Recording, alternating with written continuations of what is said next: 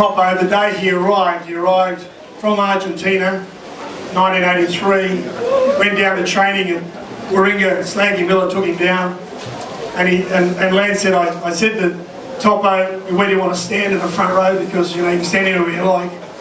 And Topo just stood there on the side, and he said, Topo, you got to run the scrum because we can't understand a word you're saying. So and Topo's gone, Croucho, Directo, Impacto. And Slaggy Miller says, I hope you have a bit of Biffo as well. No pause though. No pause though, no, that's right. And I was speaking to Steve Williams, and he said, Steve, I said, you had much to do with the book? And he said, no, but I just hope they write about how important the tight head second row is in the front row, so, whatever that means. And then I was speaking to Nick Farr-Jones, and he said, you've really got to remember the contribution that Topo's given our game, because when he played with the Wallabies, one of the great moments I think for front row football in this country was against Wales in the Grand Slam tour, where we had to push out a try. And I was actually commentating with Gordon Bray with that, and we were very excited in the box because I've never seen that before, and I don't think the world should ever seen that before, so it's one of those great memories. Two memories I've got of Topo. One is a couple of years later when I wasn't playing with him, but Test in New Zealand, he was standing on the line and Hicka Reid was coming at it, and I don't even remember that, but he just stopped him dead in his tracks. And it was one hell of a collision, and it's one of those moments in rugby you go, whoa, that would have hurt. And glad it's on your side. The last thing I'd say is that Topo once said to me, he said, Michael, you're not a man until you've sired a son, planted a tree, and written a book.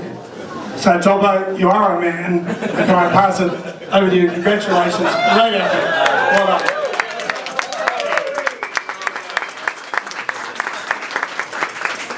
Now, if I have to encapsulate 15 years now in the next 2 minutes, that'll be a very difficult or impossible to do, but I don't care.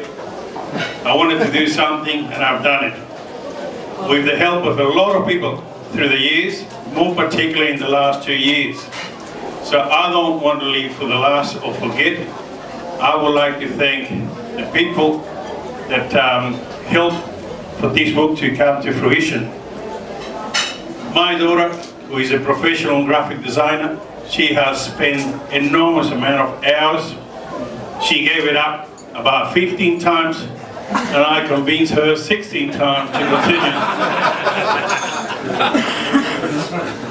In the last 3 months or 5 months or so, I had the fortune to meet Steph Hardcastle, PR, publicist, editing, and God knows what.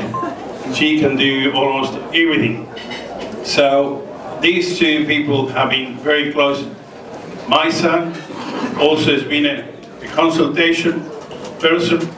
I have in the room about 4 or 5 that I won't mention, that were in difficult times, great help, just running things past, just telling them how difficult things were, and just a word of encouragement is enough. So I thank all of you for being here. I said sort of as a loose comment that the people here are the people that I have collected in the last 28 years in Australia, and I mean it. Somehow I consider myself a good selector, a good judge of character, and that's the reason why you're here. Now, the knees are okay. Thank you, Dr. Michael Dixon, that probably left, was here. He was the one that operated me. So look, everything is being said in the book. You've got 144,000 words. If that's not enough, we'll write another second book. I would like to first thank Michael, because Michael has been, we had from 1984, we always had, we didn't ever talk too much, but we had an understanding and a respect of each other. And that went through the tour of Argentina in '87 and some other dealings when I because it's no secret that for the last at least 10 years I've been very distant and very vocal with the Australian Rugby Union. And this is my first step to get closer and to see if I can help, collaborate and whatnot. And I thank Michael for this. He hasn't given that opportunity yet, but I hope that it will come.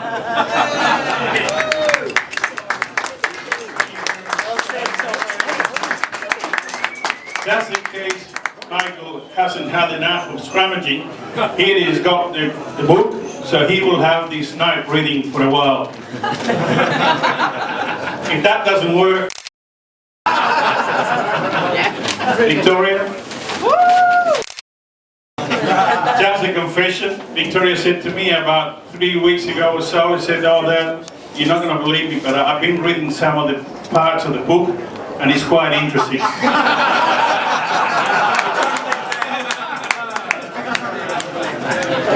Steph? Circulation's going up now, Tom.